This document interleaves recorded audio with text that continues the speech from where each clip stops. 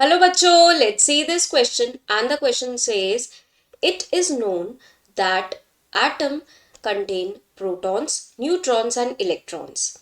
If the mass of neutron is assumed to half of its original value whereas that of proton is assumed to be twice of its original value, then the atomic mass of 6C14 will be. बच्चों question में बोला गया है, एक statement बोली गई है कि एक एटम जो है उसमें प्रोटॉन, न्यूट्रॉन और इलेक्ट्रॉन होता है। ये बात तो हमें पता ही है।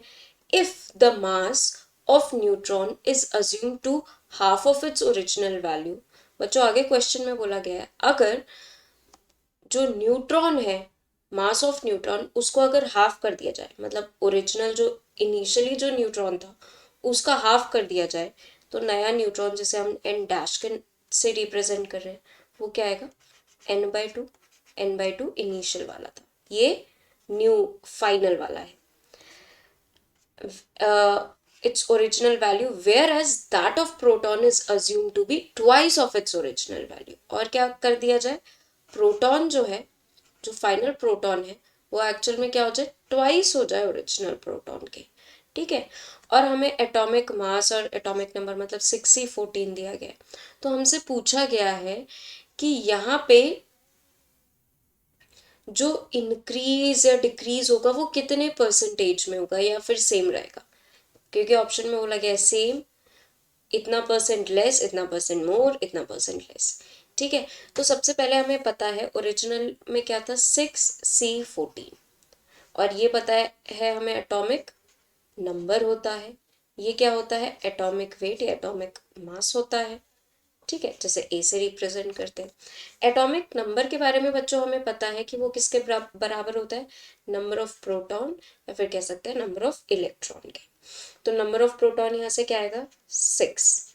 ठीक है, और नंबर ऑफ न्यूट्रॉन कितना आएगा। अब देखिए एटॉमिक वेट का फॉर्मूला क्या होता है, number of proton plus number of neutron. यहाँ हम रखेंगे 14 is equals to 6 plus n। n कितना आएगा बच्चों, 8। ठीक है, अब ये तो थे इनिशियली, ठीक है, ये ओरिजिनल थे। अब जो न्यू आएगा यानी कि n डैश की अगर हम बात करें तो वो क्या आएगा, n/2। n यहाँ पे क्या है, 8।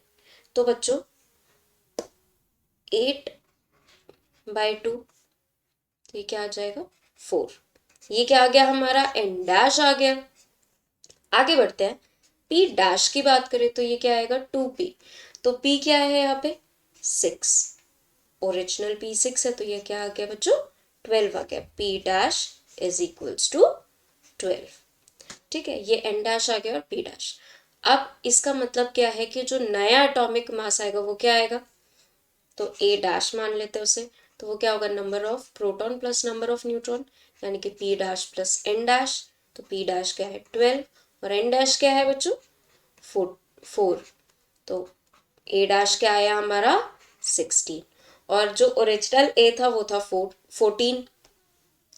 तो हमें ये दिख रहा है कि जो एटॉमिक मास है वो बढ़ा है। अब कितना परसेंट बढ़ा है, तो लेस वाला तो नहीं होगा। ठीक है, तो कितना परसेंट बढ़ा है, तो हम देख लेंगे 16 माइनस 14 डिवाइडेड बाय 14 इंटू 100%। तो ये बढ़ा है अप्रोक्सीमेटली 14.28%। तो हम फाइनल आंसर बच्चों क्या रिपोर्ट करेंगे, option number C, that is 14.28% मोर।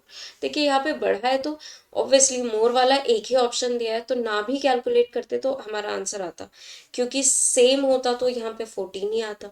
ठीक है, तो ए बी और डी तो वैसे भी नहीं हो सकता, बिना कैलकुलेट करे भी हमारा हम आंसर पर टिक लगा सकते थे, बट स्टिल हमने कैलकुलेट करा। So I hope all of you understood very well. Thank you and best of luck.